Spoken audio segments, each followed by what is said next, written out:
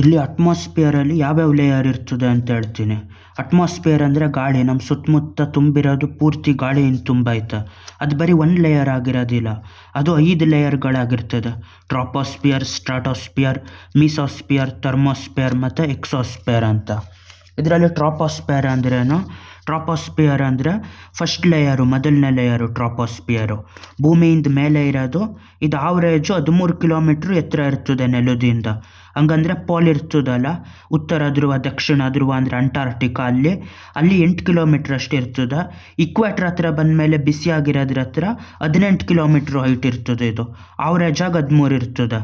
ಇಲ್ಲಿ ಎಲ್ಲ ವೆದರ್ಗಳೇನೇನಾಯ್ತದೆ, ಮಳೆ ಹುಯ್ಯೋದು, ರೈನ್ಫಾಲು, ಫಾಗು, ಹಿಮ ಬೀಳೋದು, ಅದೇ ಥರ ಹೇಲ್ ಸ್ಟಾರ್ಮು, ಆಲಿಕಲ್ಲುಗಳು ಬೀಳೋದು, ಇಲ್ಲ ಸಣ್ಣ ಸಣ್ಣದಾಗಿ ಹಿಮ ಬೀಳೋದು, ಹೇಲ್ ಸ್ಟಾರ್ಮು, ಇದು ಏನೇನು ಬೇರೆ ಬೇರೆ ಆಯ್ತದೋ ಎಲ್ಲ 13 ಕಿಲೋಮೀಟ್ರ್ ಒಳಗಡೆನೇ ಆಗೋದು.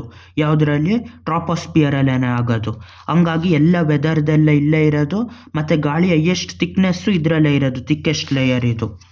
ಎರಡನೇ ಲೇಯರ್ ಯಾವುದು ಅಂದರೆ ಸ್ಟ್ರಾಟೋಸ್ಫಿಯರು. ಈ ಸ್ಟ್ರಾಟೋಸ್ಫಿಯರ್ ಏನಿರ್ತದೆ ಅಂದರೆ ಟ್ರಾಪೋಸ್ಫಿಯರ್ ಮೇಲಿರ್ತದೆ. ಈ ಸ್ಟ್ರಾಟೋಸ್ಫಿಯರ್ ಎಷ್ಟು ಹೈಟ್ ತನಕ ಇರ್ತದೆ ಅಂದರೆ, ಇದು ಮುಗಿದ ತಕ್ಷಣ ಶುರು ಆಯ್ತದೆ ಟ್ರಾಪೋಸ್ಫಿಯರು, ಅದು ಆದಮೇಲಿಂದ 50 ಕಿಲೋಮೀಟ್ರ್ ತನಕ ಇರ್ತದೆ. ಅದು ಸ್ಟ್ರಾಟೋಸ್ಫಿಯರು ಎರಡನೇ ಲೇಯರ್ ಇದು. 50 ಕಿಲೋಮೀಟ್ರ್ ತನಕ ಅಂದರೆ 13ರಿಂದ 50 ಕಿಲೋಮೀಟ್ರ್ ತನಕ ಇರ್ತದೆ. ಈ ಲೇಯರಲ್ಲೇ ಓಝೋನ್ ಇರೋದು. O3 ಅಂದರೆ ಓಝೋನ್ ಇದರಲ್ಲೇ ಇರ್ತದೆ.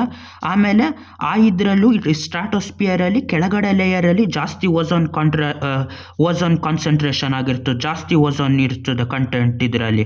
ಯಾವುದು? ಈ ಸ್ಟ್ರಾಟೋಸ್ಫಿಯರ್ ಲೇಯರಲ್ಲಿ, ಅದರಲ್ಲಿ ಕೆಳಗಡೆ ಇರೋ ಲೇಯರು, ಅದನ್ನು ಓಝೋನೋಸ್ಫಿಯರ್ ಅಂತ ಕರೀತಾರೆ. ಅದೇ ಥರ ಇದರಲ್ಲಿ ಯಾವುದೇ ಇದಿರೋದಿಲ್ಲ, ಏನೇನು ಅಟ್ಮಾಸ್ಫಿಯರ್ದು ಡಿಸ್ಟರ್ಬೆನ್ಸ್ಗಳಿರೋದಿಲ್ಲ, ಮಳೆ ಹುಯ್ಯೋದು, ಗಾಳಿ ಜೋರಾಗಿ ಬೀಸೋದು, ಹಿಮ ಬೀಳೋದು, ಬೇರೆ ಏನೂ ಇರೋದಿಲ್ಲ. ಹಂಗಾಗಿ ಏರೋಪ್ಲೇನ್ಗಳು ಓಡ್ಸೋಕ್ಕೆ ಆರಾಮಾಗಿರ್ತದೆ ಈ ಲೇಯರು.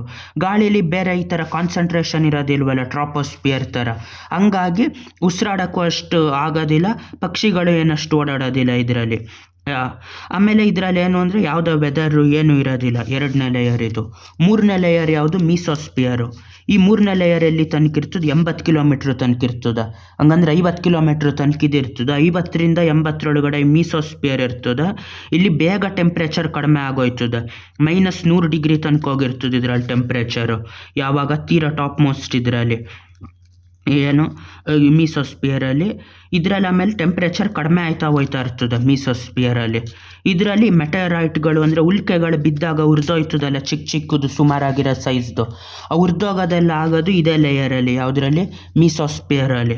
ಅದೇ ಥರ ಮೀಸೋಸ್ಫಿಯರ್ ಆದಮೇಲೆ ಥರ್ಮೋಸ್ಫಿಯರ್ ಅಂತ ಇರ್ತದೆ. ಥರ್ಮೋಸ್ಫಿಯರಲ್ಲೇ ಏನು ಇನ್ನೊಂದು ಲೇಯರ್ ಯಾವುದು? ಅಯೋನೋಸ್ಫಿಯರ್ ಅಂತ ಇರ್ತದೆ. 4ನೇ ಲೇಯರ್ ಇದು ಥರ್ಮೋಸ್ಫಿಯರು.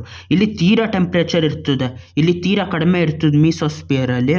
ಥರ್ಮೋಸ್ಫಿಯರಲ್ಲಿ ತೀರಾ ಜಾಸ್ತಿ ಇರ್ತದೆ ಟೆಂಪ್ರೇಚರು. ಆಮೇಲೆ ಇದರಲ್ಲಿ ಮತ್ತೆ ಸಬ್ ಲೇಯರ್ಗಳಿರ್ತದೆ, DEFG ಅಂತ.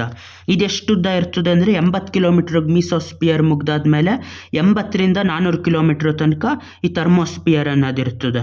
ಇದು ಇಂಪಾರ್ಟೆಂಟ್ ಲೇಯರು. ಕೊನೆ ಲೇಯರ್ ಯಾವುದು ಅಂದರೆ ಎಕ್ಸೋಸ್ಫಿಯರು. ಈ ಎಕ್ಸೋಸ್ಫಿಯರ್ ಎಷ್ಟಿರ್ತದೆ ಹೈಟ್ ಅಂದರೆ 640 ಕಿಲೋಮೀಟ್ರ್ ಮೇಲೆ ಆಯ್ತದೆ. ಇದು 5ನೇ ಲೇಯರು, ತೀರಾ ತಿನ್ ಲೇಯರ್ ಇದು. ಇದು 2 ಚಾರ್ಜ್ಡ್ ಲೇಯರ್ಗಳು ಮಾಡಿರ್ತದೆ. 3000 ಕಿಲೋಮೀಟ್ರಲ್ಲಿ ಒಂದು ಚಾರ್ಜ್ ಪಾರ್ಟಿಕಲ್ಗಳೊಂದು ಲೇಯರ್ ಮಾಡ್ತದೆ, 16,000 ಕಿಲೋಮೀಟ್ರಲ್ಲಿ ಒಂದು ಚಾರ್ಜ್ಡ್ ಪಾರ್ಟಿಕಲ್ ಲೇಯರ್ ಮಾಡ್ತದೆ. ಹಂಗೆ ಹೋಯ್ತಾ ಹೋಯ್ತಾ ತಿನ್ನಾಗಿ ಆಗಿ ಔಟರ್ ಸ್ಪೇಸು, ಖಾಲಿ ಬಾಹ್ಯಾಕಾಶ ಇರ್ತದಲ್ಲ, ಅಲ್ಲಿಗೆ ಮರ್ಜ್ ಆಗೋಯ್ತದೆ ಇದು. ಇದಿಷ್ಟ ಇರೋದಿಲ್ಲ ಇದರಲ್ಲಿ, ಮಿಕ್ಕಿದೇನೇನೋ ಇರ್ತದೆ. ಟ್ರಾಪೋಸ್ಫಿಯರ್ ಮತ್ತು ಸ್ಟ್ರಾಟೋಸ್ಫಿಯರ್ ಮಧ್ಯ ಸಣ್ಣದಾಗಿ ಟ್ರಾಪೋಪಾಸ್ ಅಂತ ಇರ್ತದೆ. ಅದೇ ಥರ ಸ್ಟ್ರಾಟೋಸ್ಫಿಯರ್ ಮೀಸೋಸ್ಫಿಯರ್ ಮಧ್ಯ ಸ್ಟ್ರಾಟೋಪಾಸ್ ಅಂತ ಇರ್ತದೆ. ಹಂಗೆ ಮೀಸೋಪಾಸ್ ಅಂತ ಇರ್ತದೆ ಮೀಸೋಸ್ಫಿಯರ್ ಮತ್ತು ಥರ್ಮೋಸ್ಫಿಯರ್ ಮಧ್ಯ. ಆ 3 ಪಾಸ್ಗಳ ಥರ ಸಣ್ಣದು ಮಧ್ಯ ಲೇಯರ್ ಇರ್ತದೆ ಇದ್ರ ಮಧ್ಯ. ಇದಿಷ್ಟು ಅಟ್ಮಾಸ್ಫಿಯರಲ್ಲಿರೋ 5 ಲೇಯರ್ಗಳು. ನಮ್ಮ ಬಾಹ್ಯಾಕಾಶದಲ್ಲೂ 5 ಬೇರೆ ಬೇರೆ ಲೇಯರು, 5 ಬೇರೆ ಬೇರೆ ಕಾಂಪೋಸಿಷನಲ್ಲಿ ಇರ್ತದೆ. ಬಾಯ್.